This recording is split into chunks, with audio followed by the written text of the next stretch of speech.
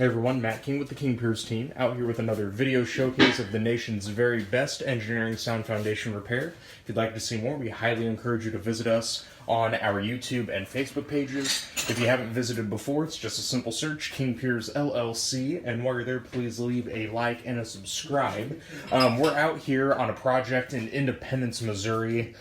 This is another one of our full scope 4-step foundation repair projects where we will straighten the wall brace it, pier it, and then epoxy inject the foundation cracks. So as you can see, we have our interior set up in place here within the next couple of minutes after we get the final 6x6 and 30-ton bottle jacks set up. We will begin straightening this wall back to vertical.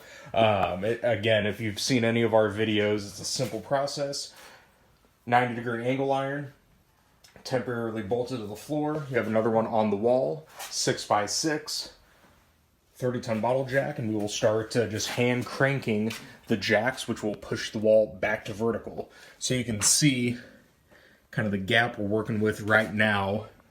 So it's not going to be a huge tilt, but it's going to be significant enough that we're going to get this back to level. So just to give everyone a brief overview of the full steps needed for a project like this, if you haven't visited our website or our channels and seen the videos, step one is always going to be excavating on the exterior side of the foundation wall that we are straightening.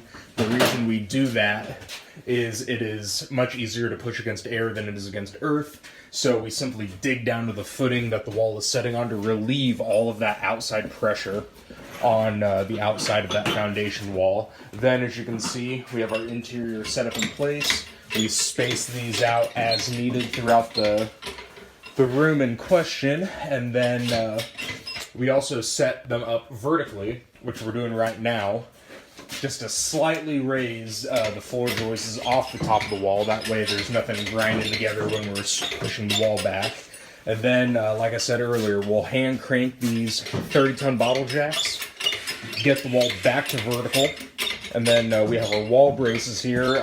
Again, if you see our video from this morning on our other project in Lee Summit, we do not use I-beams.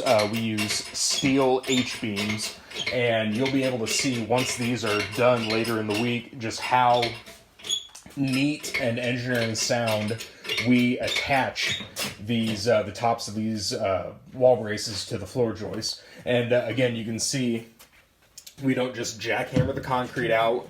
We take the little bit extra step to saw cut and then break up the concrete. And the reason we do that is that's going to keep little hairline cracks from forming, which you'll get if you just start jackhammering the concrete, as the floors will vibrate, and we don't want to cause any additional damage to the floor here. So we are doing everything as neat and tidy as we can.